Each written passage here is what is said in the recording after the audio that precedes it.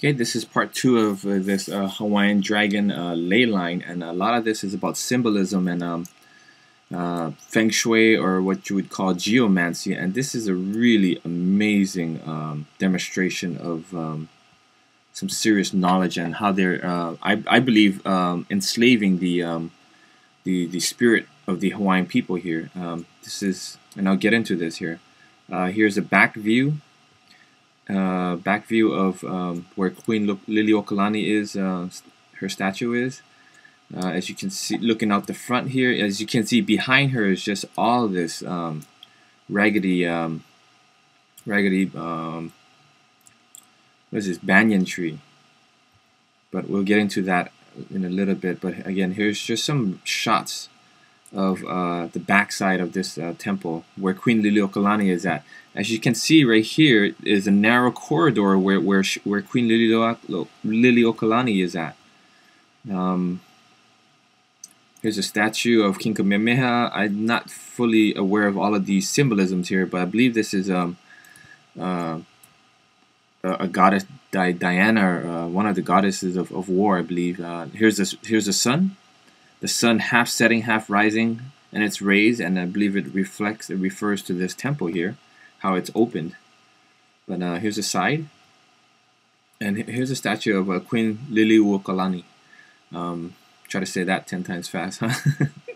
But okay, let's get into some of this. So this is directly behind her, and take a note that this is just all this banyan tree here. But let's look at this, where she's at. Okay, first off, she's imprisoned in her own temple in Iolani Palace. She was imprisoned in her own palace, imprisoned in a room, and now even after death, she is in this corridor. And look at this platform that she's on. She's on a platform that resembles an eye, and look at this centerpiece right here, like the pupil of the eye. So even in death, she is still being kept in the eye.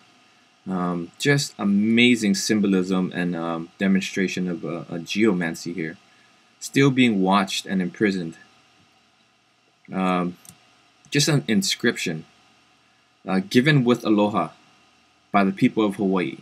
Now, I thought that was interesting, but if you look at some of this here, the 3 scrolls that she's holding, I'm going to turn this upside down so we can start to see. The largest one says the Constitution of 1893.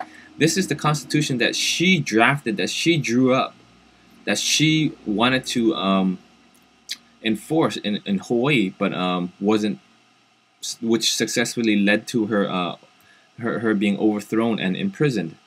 And here is the next scroll. The middle scroll is Kumulipo, chant of creation. That's wow, the whole Hawaiian chant of creation, and Aloha Oi, the song of goodbye. And all of this never, the Constitution never came to be. The chant of creation is interesting why it's here, and Aloha Oi means goodbye. It's like goodbye to her Constitution and the Hawaiian connection to creation. And if you remember this here, given with aloha by the people of Hawaii, it's like she's given away her sovereignty or her. So that's just my views and my interpretation of the symbolism of what I see. And if you guys have any other thoughts, please feel free to share in the comment section. So now, just looking past this here, all this banyan tree, we'll look and see what's behind the banyan tree. King Kamehameha.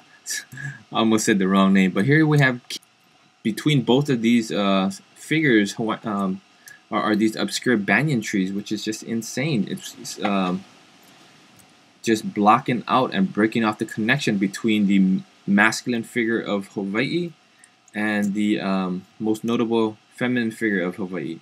So let's move on to the next statue, shall we?